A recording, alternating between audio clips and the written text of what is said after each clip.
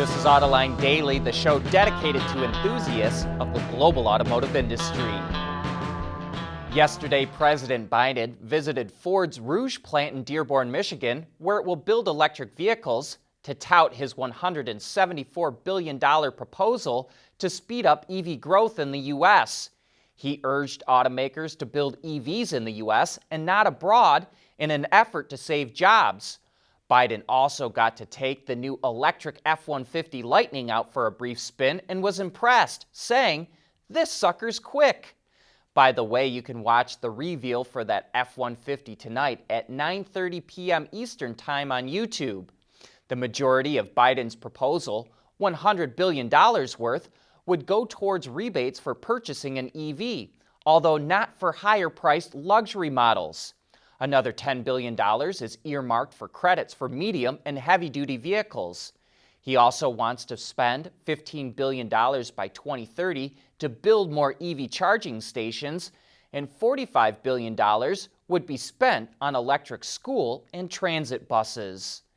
And investors loved hearing President Biden's push to spend big on EVs. Lordstown stock shot up 20% on the news. XL Fleet jumped 10%, while Workhorse, Fisker, Lucid, and Hyliion also posted strong gains. And so did Blink Charging and QuantumScape. But strangely, Tesla stock didn't react to the news, staying almost unchanged. Details are coming in about Kia's first dedicated BEV, the EV6. And for a bit of a size comparison, its wheelbase is about the same as a Kia Telluride SUV. It will be offered as both rear and all-wheel drive models, of which there's two power outputs for each setup. The lower power rear-wheel drive model has 167 horsepower and a 58 kilowatt-hour battery pack, while the other has 218 horsepower and a 77.4 kilowatt-hour pack. The all-wheel drive versions come with the larger battery and put out 313 and 567 horsepower respectively. The latter will do 0 to 60 in 3.5 seconds. Kia didn't reveal range for the smaller pack, but says the 77.4 kilowatt-hour one will provide up to 300 miles or 482 kilometers of range. And thanks to fast charging capability, up to 210 miles of range can be added in as little as 18 minutes. Kia will start taking reservations for the limited first edition on June 3rd, while regular sales are expected to kick off early next year in the U.S. market. And in other Kia news, it announced it's changing its name in the American market. Kia Motors North America will now be known as Kia North America, and in the U.S., it will change from Kia Motors America to Kia America. It's a small change, but the name rolls off the tongue easier. Mobility is becoming electric, connected, and autonomous, just like the manufacturing world. But will always be one thing: a reliable partner for our customers.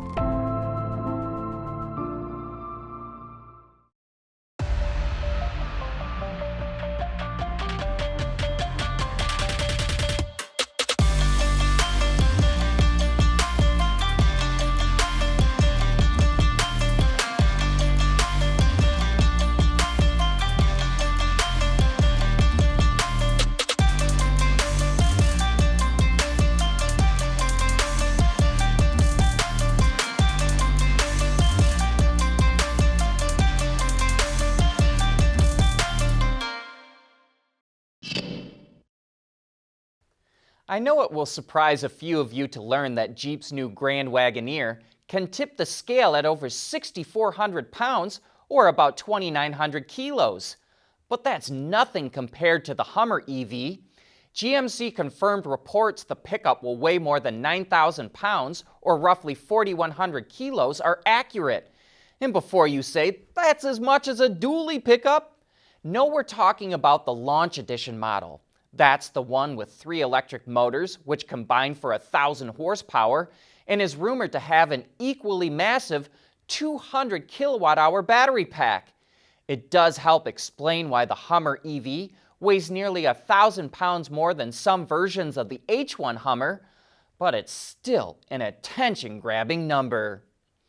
2 weeks ago, Porsche revealed it's partnering with Penske to race in the new LMDh category in IMSA and the WEC. And now we know who's supplying the team with cars. It's going to use a chassis developed by Canadian company Multimatic. The car weighs about 1,000 kilograms or 2,200 pounds and is powered by a hybrid setup that generates 680 horsepower. But they won't hit the track until 2023. Audi will also use the same chassis. And Multimatic is a name you probably recognize by now. It's the same company that builds the Ford GT and those wicked spool valve shocks for the Colorado ZR2. And hey, we've got a great Autoline After Hours coming up tomorrow. Joining John and Gary will be Eric Noble from the Car Lab and Sam Fiorani from Auto Forecast Solutions. Some of the topics they'll tackle include: would Americans buy a Hongguang Mini EV? Will OEMs become tech companies before tech companies become OEMs? Did COVID kill car sharing? Will EVs have hockey stick growth? And will OEMs price themselves out of the market? I don't know how they're going to manage to fill it all in, but it all gets going at 3 p.m. Eastern Time, and you're invited to join in.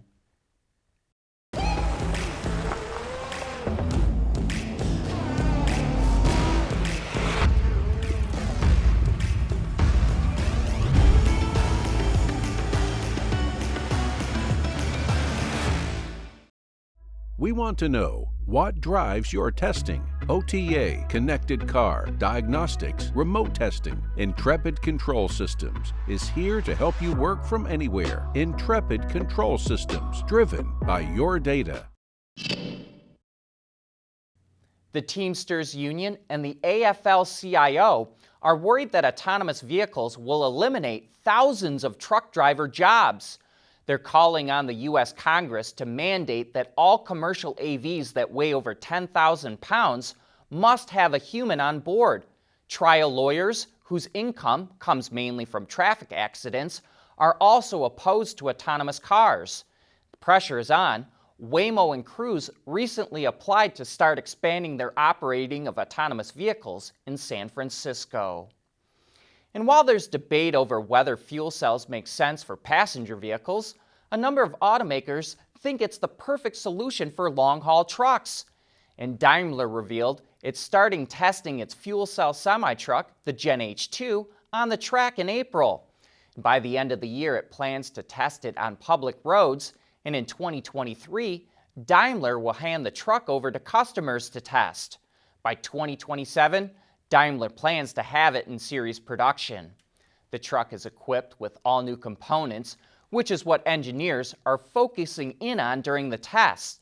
The Gen H2 must meet the same durability requirements as its traditional big trucks, which are required to last at least 1.2 million kilometers, or more than 745,000 miles over a 10-year period, and a total of 25,000 hours of operation. And speaking of Daimler, 2 generations ago, Mercedes-Benz actually put lead weights into the body of the SL convertible to eliminate cowl shake. They had lead weights on the firewall, in the trunk, and in the top of the windshield frame. But the new SL is all about lightweighting. Its body in white is a composition of aluminum, steel, magnesium, fiberglass, and carbon fiber.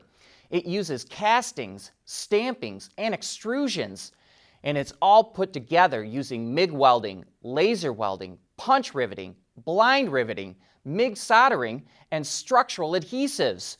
The structure that you're looking at here weighs only 595 pounds, yet it has 18% more torsional rigidity, 40% more longitudinal rigidity, and 50% more transverse rigidity. And we're guessing that Mercedes engineers figured out how to get rid of those lead weights. But that's it for today's show. Thanks for watching.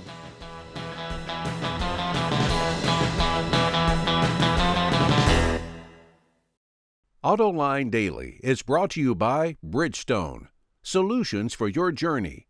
Intrepid Control Systems, over-the-air engineering, boost your game. Scheffler, we pioneer motion.